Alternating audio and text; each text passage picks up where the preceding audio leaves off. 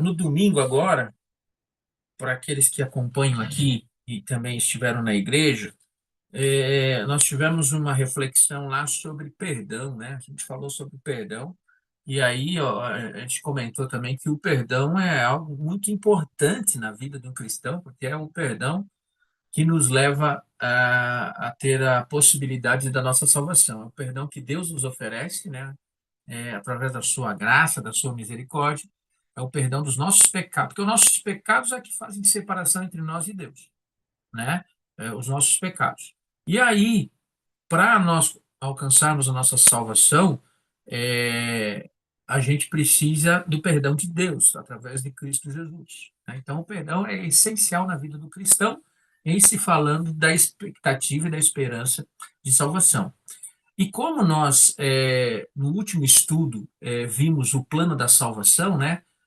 Vimos ali que tudo foi preparado, né? Por mais que o homem pecasse, como pecou, havia um plano, né? No céu, já antes mesmo que o pecado entrasse, para resgatar o pecador. E esse plano nada menos, nada mais do que o próprio Filho de Deus, Cristo Jesus, Deus, é, se fazer homem, passar pelo que passou, morrer na cruz do Calvário, ressuscitar ao terceiro dia e hoje estar à destra do Pai, intercedendo, né, por nós pecadores. Então, esse é o plano da salvação, um plano de amor, né? E aí, só que na sequência do estudo agora, a gente vai ver 4 passos que precisa haver na nossa vida como cristão e pecadores, para que esse plano da salvação se concretize na nossa vida. Porque, ok, o plano foi realizado, né, foi idealizado, foi realizado, mas ele é para todos, tá? Porque todos pecaram e todos precisam desse plano, mas por mais que seja através da graça, há condições para que esse plano se cumpra efetivamente na nossa vida. E essas condições eu listo como sendo quatro condições, tá? E eu já vou citá-las aqui, quais são as 4. Mas antes de eu citar, eu quero registrar que a Regina também está com a gente e a Josiméria avisou que o Gil está assistindo nós pela TV hoje. Hoje ele não quis pegar o celular, está assistindo nós pela TV, então um abraço para todos aí, Regina, obrigado.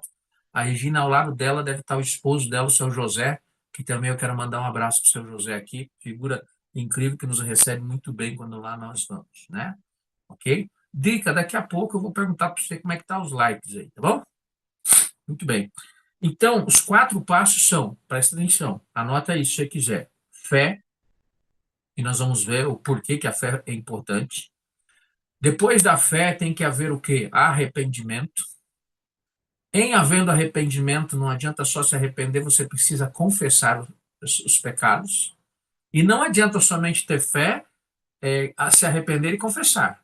Não, não adianta só isso, não. Tem que ter o último passo, tão importante quanto os demais, que é abandono. Entende? Então, é fé, arrependimento, confissão e abandono. Abandono do que? Do pecado, né? Da situação que faz separação entre você e Cristo, e o céu, né? E Deus, né? Então, nós vamos provocar aqui, vamos fazer a leitura de alguns textos que falam e vão amparar isso que nós estamos falando, sem deixar de mandar um abraço para a Dona Imaculada, que também já está conectadinha conosco aí. Obrigado, Dona Imaculada. Então, o primeiro texto que eu proponho para vocês aí é o livro de Hebreus. Hebreus. Quando vai falar de fé, não tem como não falar de Hebreus 11, capítulo 11, verso 1, né? Ali está a definição bíblica de fé, e não há outra, e nem é necessário que haja outra para o nosso entendimento bíblico do que é fé, tá? Paulo bem descreveu aqui, e isso daqui define exatamente o que é fé. Hebreus capítulo 11, verso 1, tá bom? Muito bem. Então eu vou ler aqui na minha tradução, diz assim: ora, a fé é a certeza de coisas que se esperam e a convicção de fatos que não se vê. Você prestou atenção nisso? Entendeu isso? Fé, na fé não existe dúvida, não pode existir dúvida. Se existir dúvida, já deixa de ser fé. Porque fé é certeza de coisas que se esperam. É algo que você não tem concretizado na sua vida, não é algo concreto, é algo que você espera, que você almeja, que você tem esperança, mas isso tem que ser com convicção, com certeza, sem nenhum tipo de dúvida. Porque se tiver dúvida, eliminou, já não é fé. É qualquer outra coisa, menos fé. Fé é certeza de coisas que se esperam e a convicção de fatos que você não enxerga. Então, não precisa ter fé para você acreditar que isso daqui é uma canetinha. Você não precisa ter fé, porque você está olhando e você sabe que isso aqui é uma canetinha.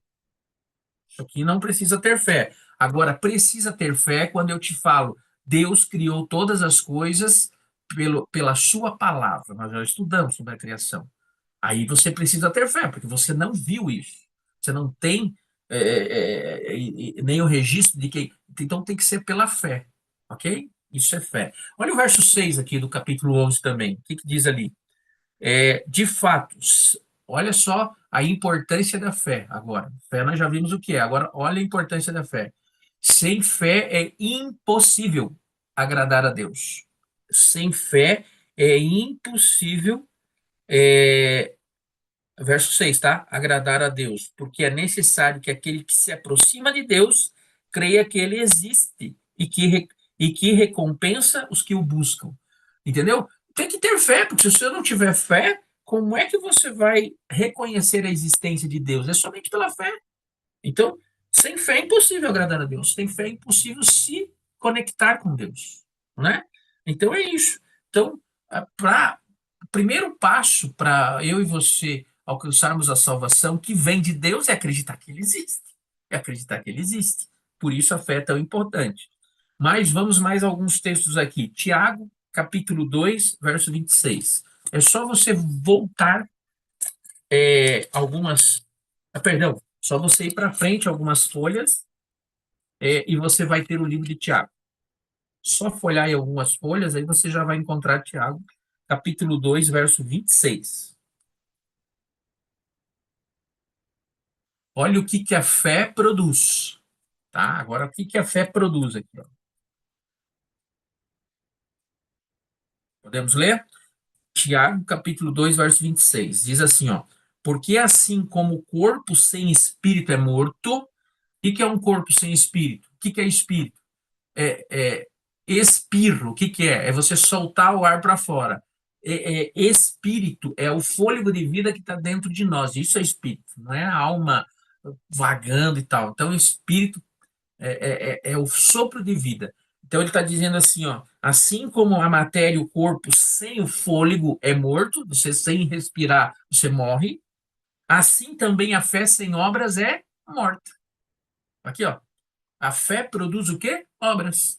Né? Não adianta você falar, eu tenho fé em Deus, eu tenho fé, e você não produzir obras de alguém que confia e crê em Deus. Porque quem confia e crê na existência de Deus tem a sua vida transformada e por consequência, produz o quê? Obras.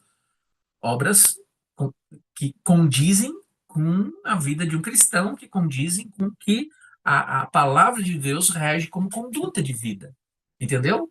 Então, a fé sem obras, eu tenho fé, mas não faço nada, não amo o meu próximo, não ajudo o meu próximo, não prego o evangelho. Isso não é fé, ok? Então, a fé verdadeira, ela produz obras. Ela produz automaticamente. Quer ler mais um texto? Podemos ler? Romanos, volta aí para trás, em um tantão aí, umas 40, 50 folhas, você vai achar Romanos. Vai achar o capítulo 5, verso 1. Olha o que diz lá. Romanos, capítulo 5, 5, verso 1. Outra coisa que a fé faz aqui, ó. Se não tiver fé, não tem isso daqui. Se não tiver isso daqui, não tem salvação. Vamos lá? 5:1 diz o quê? Justificado, pois, mediante a fé, temos paz com Deus, por meio do nosso Senhor Jesus Cristo. Então, nós somos justificados através do quê? Da nossa fé. A nossa fé em Deus traz o que para a minha vida? Justificação. O que que é justificação? É me tornar justo, né? O que que me torna injusto? O que que deixa o ser humano injusto? O pecado. Então, eu sou uma pessoa injusta por causa do pecado na minha vida. Mas eu passo a ser justificado quando eu tenho fé em Deus e em Cristo, né? Que Cristo fez.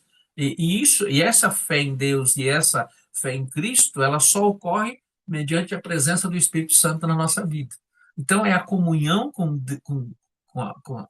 as três divindades, né? Deus Pai, Deus Filho, Deus Espírito Santo, que, através da fé, que vai nos justificar. Você vê como é importante a, a fé dentro do processo da salvação? Sem ela é impossível, né? Impossível. Qual que é agora, eu tenho uma pergunta aqui. Todo mundo, eu sei, eu vou até sei a sua resposta, não vou nem perguntar, mas todos nós, seres humanos, gostamos de ser pessoas vitoriosas, não é? Você não gosta de uma vitória na sua vida? Eu creio que sim, eu creio que sim. Agora, preste atenção nesses textos aqui, então. 1 João, lá pertinho de Apocalipse, não é o Evangelho, é a primeira carta de João. Vai encontrar um pouquinho antes de Apocalipse, ali, lá no finalzinho, lá, tá bom? 1 João, muito bem. A Solange também está ali assistindo. Ah, eu ia falar agora, ó. Eu ia falar, Drica, Giane, cadê a Giane? Tá aqui, ó, tá assistindo ali agora, ali, tá? Eu já estava assistindo, mas agora se manifestou. Obrigado, Giane. Grande abraço para você e quem estiver com você aí, os pequeninos aí, tá bom? Não sei se o Evaldo está por aí, daqui a pouco você me diz, mas um abraço a todos que estiverem acompanhando. 1 João capítulo 5, verso 4. Diz assim na minha tradução. Peraí, dobrou aqui. Porque todo que é nascido de Deus vence o mundo. Olha, quem é filho de Deus se torna o quê? Um vencedor. Mas continua o verso. E esta é a vitória que vence o mundo. Qual que é a vitória? No final do verso, o que está escrito aqui? A nossa fé. Então, se você quer ser um vitorioso nessa vida, você precisa ter fé em Deus.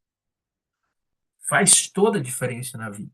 Mas ter fé, aquilo que nós falamos de Hebreus 1, com convicção, com firme certeza, mesmo sem ver, né? Mesmo sem ver. Então, aqui, ó, a fé também nos transforma em pessoas vitoriosas, né? Aqui, já que você está em 1 João, não custa voltar mais umas páginas, você vai achar a primeira carta a Pedro também. Primeira carta a Pedro. Volta aí algumas folhas, você vai encontrar. E aí nós vamos no capítulo 1 mesmo, verso 9. 1 Pedro 1, 9. Olha lá ó, o que está escrito lá. Obtendo o alvo dessa fé, a salvação da alma. O alvo da fé, a reta final da nossa fé, o ponto de chegada da fé, o ponto final vai ser o quê? A salvação da nossa alma. O que que é alma?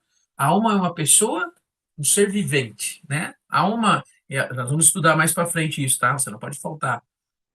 Alma é a junção de matéria e fôlego de vida, o espírito. Alma mais matéria mais espírito, que é o ar, se torna uma alma vivente, uma pessoa. Então, a salvação da sua pessoa, ela é a reta final da vossa fé. Então, a vossa fé vai levá-lo até a salvação da sua alma, da sua vida. Que legal, né? Que legal. Deus é bom demais. Muito bem. E aí a grande pergunta talvez seja, e agora? Como é que eu desenvolvo essa fé? Será que tem uma receita? Será que a Bíblia fala como é que eu posso desenvolver a fé, já que ela é tão importante no processo da minha salvação? Tem um verso, sim, que a gente vai ver aqui, muito claro, de Paulo, na sua carta aos Romanos. Vamos lá, volta lá mais um pouco, vamos até Romanos, né? E aí no Romanos capítulo 10. Romanos capítulo 10. Eu estou chegando aqui e cheguei no verso 17. Romanos 10, 17. Como desenvolver a fé? Está aqui, ó, no verso 17 diz aqui na minha tradução. Mas nem todos obedeceram ao evangelho, pois Isaías diz, vou ver aqui, verso 17. Perdão, eu estava lendo 16, é o 17. E assim a fé vem pelo ouvir, e ouvir a palavra de Cristo. Então, o que quer dizer esse verso? o desenvolvimento da fé nas pessoas é através de ouvir. Algumas traduções diz assim, e ouvir a palavra de Deus, né? Então, o que é simples o entendimento. Você não vai adquirir fé assistindo uma novela. Você não vai adquirir fé assistindo novela. Você não vai adquirir fé jogando um futebolzinho, por mais gostoso que seja e bom para a saúde, mas ali não se adquire fé. Para adquirir fé e aumentar a sua fé, somente o quê? Estudando, ouvindo a palavra de Deus. É isso, essa busca, isso que nós estamos fazendo juntos aqui nessa nova etapa desse pequeno grupo, agora estudando temas bíblicos, é isso que vai desenvolver a nossa fé, né? Tem muita coisa boa, trabalho, passeios, tudo isso é importante, mas não para o desenvolvimento da fé. Quer desenvolver a fé? Estudo da palavra. Ouvir a voz de Deus, ouvir a palavra de Deus. Está ali, ó, verso 17. E assim a fé vem pelo ouvir, e ouvir pela palavra de Cristo, ou pela palavra de Deus. Tá bom? É assim que eu desenvolvo a minha fé.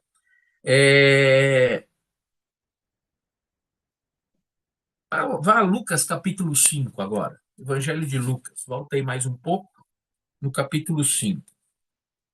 Vamos ver agora, vimos já sobre fé, agora vamos ver se Cristo se importa. Aliás, qual que foi uma das missões de Cristo nessa terra?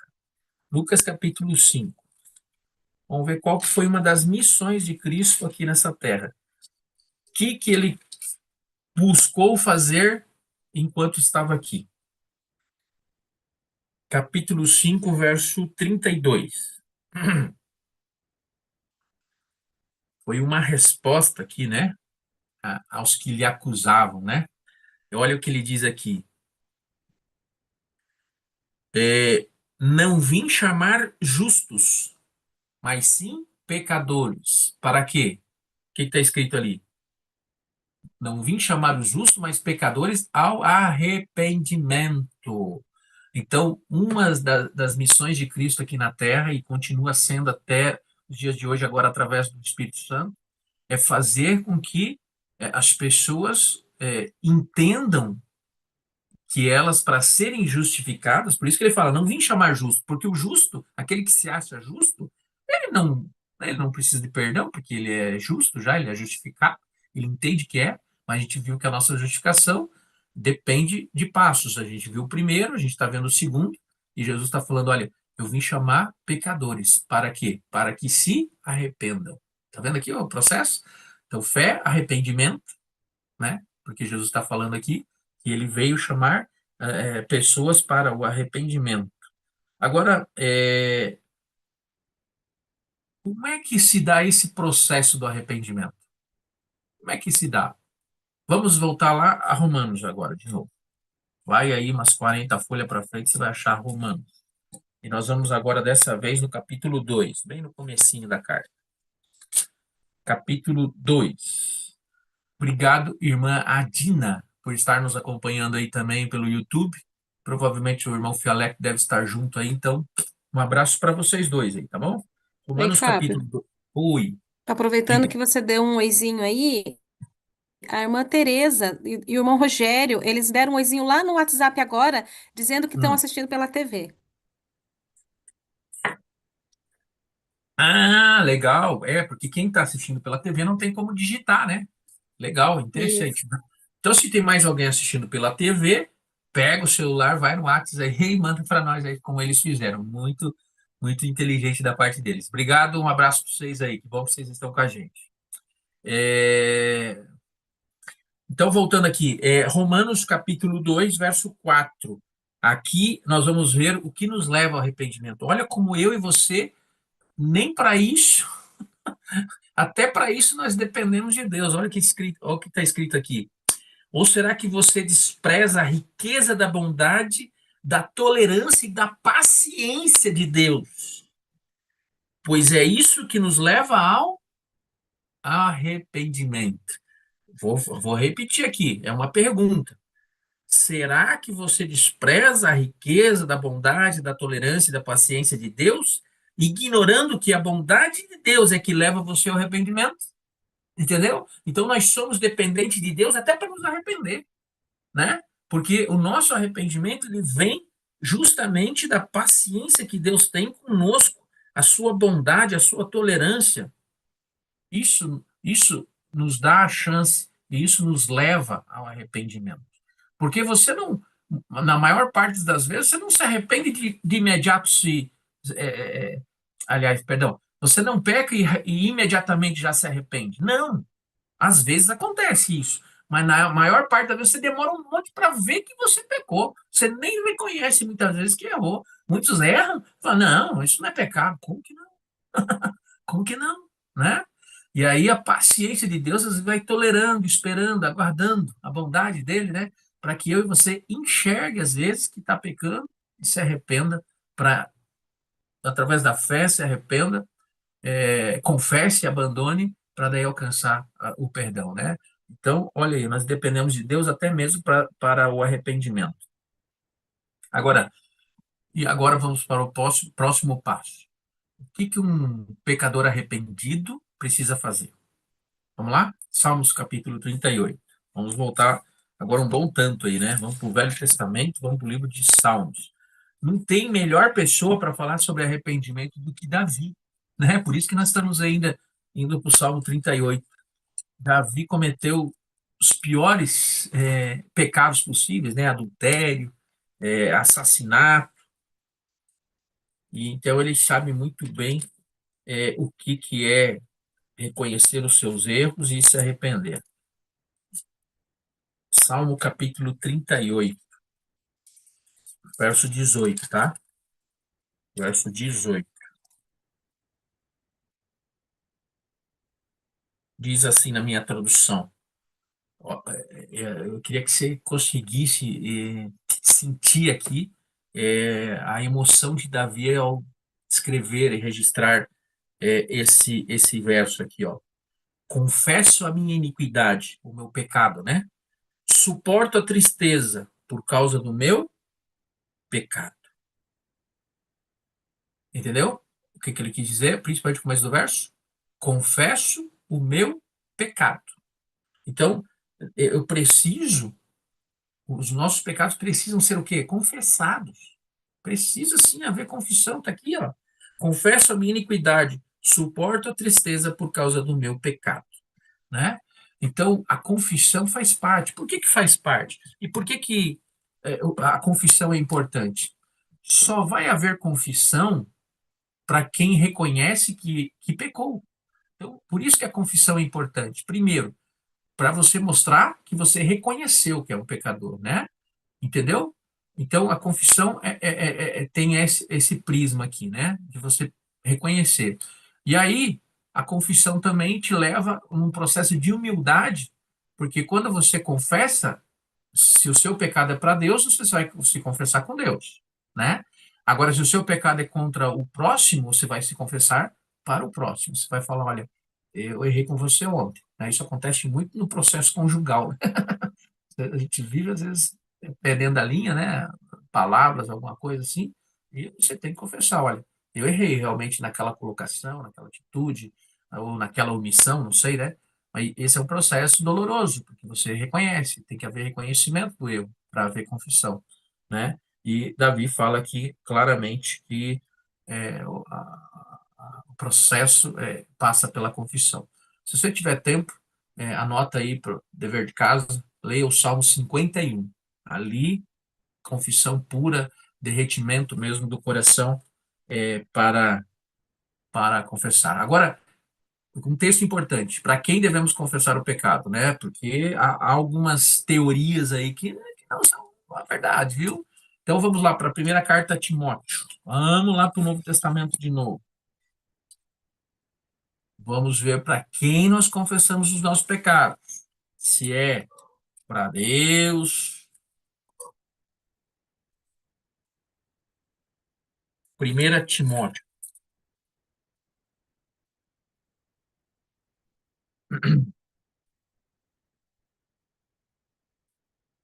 capítulo 2, tá?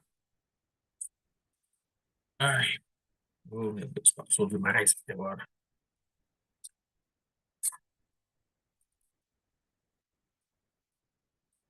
capítulo 2, verso 5. Na minha tradução diz assim, ó. Vamos lá? Vocês não lembram que eu costumava lhes dizer essas coisas? Peraí, peraí, que eu acho que.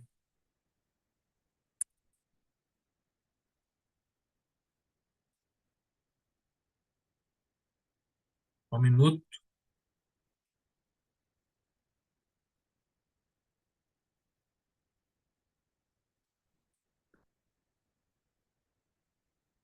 É claro que não dá certo, né? Eu estou em 2 Tessalonicenses. Ai, Fábio, velho. 1 Timóteo, capítulo 2, verso 5 diz assim: porque há um só Deus, um só mediador entre Deus e a humanidade. E esse mediador é quem? Ali, ó, Cristo Jesus. Entendeu? Então só tem um mediador entre Deus e a humanidade. Entendeu? Não tem outro mediador. É só Cristo. Então, se eu tenho que confessar os meus pecados, quem é o meu mediador, segundo a Bíblia? Cristo. Entendeu? Porque eu vou confessar os pecados para Deus e Cristo é o meu mediador. Não é o pastor, não é o bispo, não é o padre, não é o ancião, não é o marido, não é o filho, o mediador é Cristo, né? É o que a Bíblia diz, porque há um só Deus, um só mediador entre Deus e a humanidade, Cristo Jesus, homem. Por quê? O verso 6 diz: porque ele se deu a si mesmo em resgate por todos, testemunho que se deve dar em tempos oportunos. Entendeu? Então, por que que ele é o mediador? Porque foi ele que pagou o preço. Então, agora ele se tornou o nosso mediador. Ele pagou o preço do resgate por todos. Né? Então, somente Cristo é o nosso mediador aí. Vamos lá? A pergunta agora é: o que que acontece com o pecador, que pecador todos somos, mas o pecador que não se arrepende, que não confessa os seus pecados, que se ele não se arrepender, obviamente ele não vai confessar. Por que que ele vai confessar algo que ele não se arrepende? Né? Não reconhece? Vamos ver o que que acontece? Vamos lá para o livro de Provérbios, né? Os livros que falam sobre sabedoria, né? De Salomão. Vamos para Provérbios, capítulo 28. Olha que triste isso aqui, hein? Presta atenção nesse verso aqui. Provérbios 28. Será, Drica, que tem mais alguém que está assistindo aí e não se manifestou? Como é que tá os likes aí, Drica? Enquanto eu acho aqui Provérbios 28, 13. Tá aqui, eu já achei.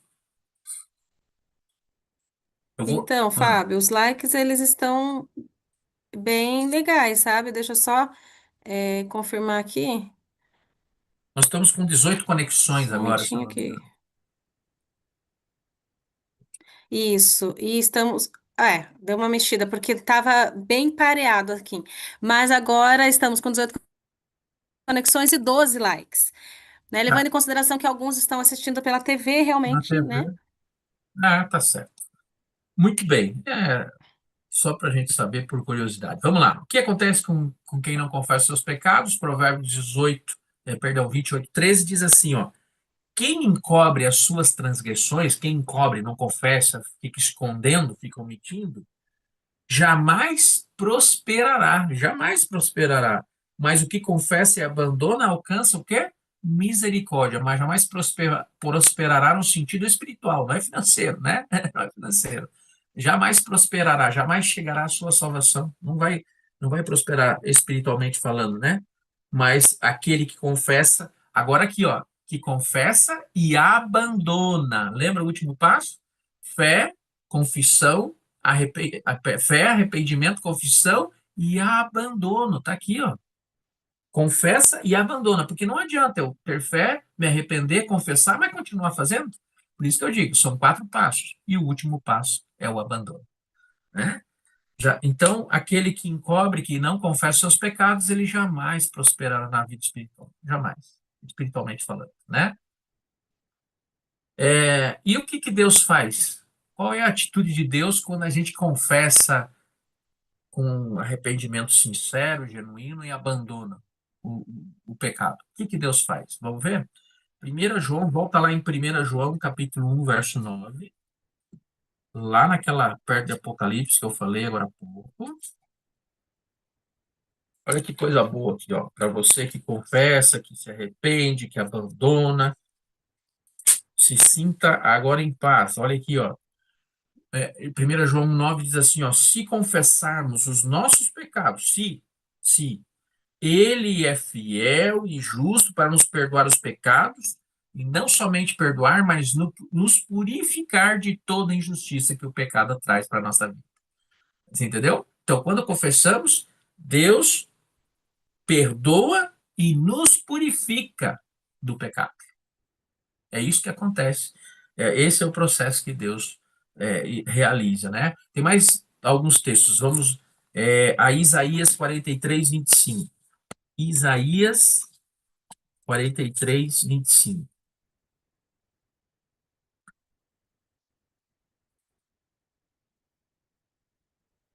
43 está aqui, verso 25 está, ou página grudada, está aqui. Diz assim a minha tradução, aqui é Deus falando, e eu, tá entre aspas aí na tua Bíblia. Eu mesmo sou o que apago as suas transgressões. Viu o que Deus faz? Ele apaga as nossas transgressões. Por amor a Ele mesmo, por amor de mim. Dos pecados que você cometeu, não me lembro mais. Olha que coisa linda. Isso é Deus. Esse é Deus. Quando você confessa os seus pecados, quando você passa por esse processo que nós estamos estudando hoje, você, através da fé, você confessa, se arrepende, confessa e abandona, ele fala assim: eu apago as suas transgressões e deles não me lembro mais. Por isso que quando você peca novamente e você vai pedir perdão genuíno novamente, ele fala: ok, porque aquele já era, está apagado, né? É assim que Deus faz conosco. E o que Deus espera, então, finalizando aqui, o que Deus espera de mim e de você depois de um estudo desse? O que será que Deus espera de nós? Vamos lá? Aqui no próprio livro de Isaías, só que agora o capítulo 55, vai um pouquinho para frente aí. Isaías 55, verso 7. Aqui é a mensagem final. Aqui é o que Deus espera depois de entendermos tudo que estudamos até aqui. Ele espera isso aqui de mim e de você, porque todos nós somos pecadores. Ele espera que o ímpio abandone o seu caminho e o homem mau. Abandona o ímpio, abandona o homem mau, aquele perverso que não quer seguir as coisas de Deus, e que o ímpio abandone o seu caminho e o homem mau os seus pensamentos. Abandone esses pensamentos que não fazem parte de Deus e converta-se ao Senhor, que se compadecerá dele e volte-se para o nosso Deus, porque ele é rico em perdoar. É isso que Deus espera de mim e de você. Que nós abandonemos o nosso pecado e nos converter. O que é converter? Fazer uma convergência. É fazer o sentido oposto. Eu estou indo para cá e eu volto para trás. Entendeu? É se converter, andar totalmente na contramão do mundo. É isso que ele espera de nós. Porque ele vai se compadecer e vai nos perdoar. Então, que Deus nos abençoe, né? Que Deus nos dirija, que o seu Santo Espírito esteja sempre falando ao nosso ouvido, né? Buscando o nosso resgate. Ele sempre está, mas às vezes a gente está tão distraído com as coisas do mundo, até mesmo com o próprio pecado, que acaba não escutando a voz de Deus, né? Quando você tem parece que uma coisinha me falava, essa coisinha é o Espírito Santo te alertando, te chamando, né? Então, pecadores, todos nós somos. Só que Deus nos oferece a oportunidade de salvação.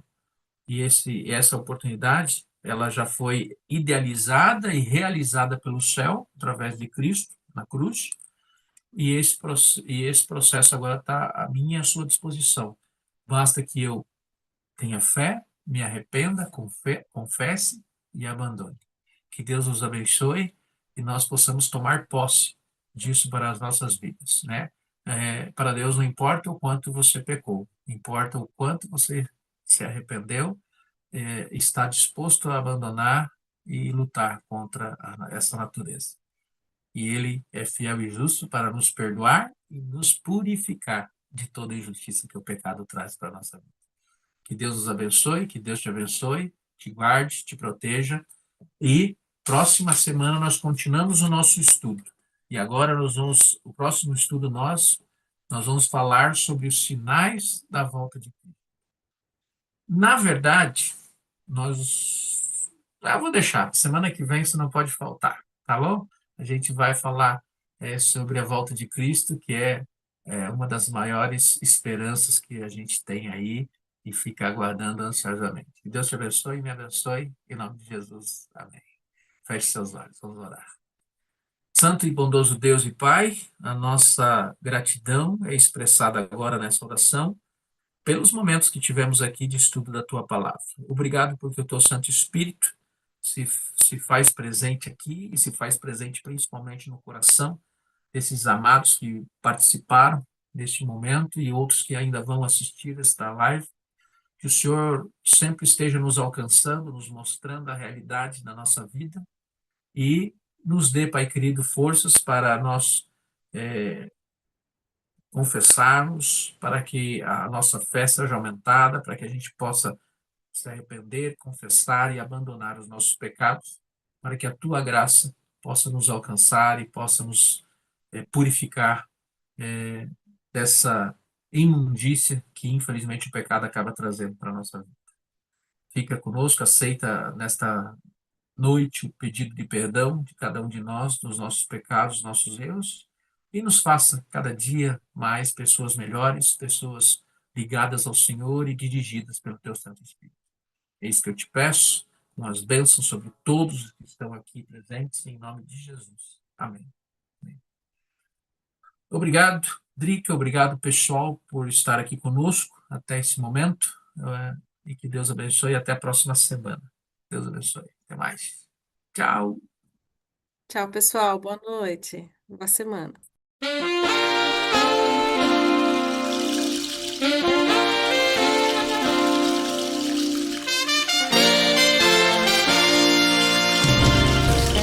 Vou lhe contar o meu segredo,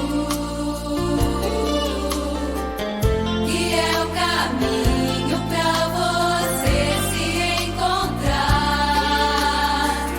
Este segredo tem um nome,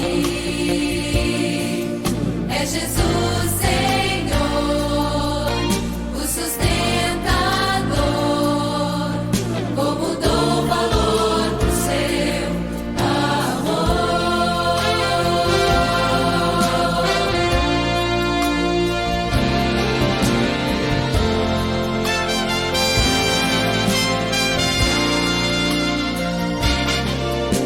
É tão comum saber de alguém sem pai.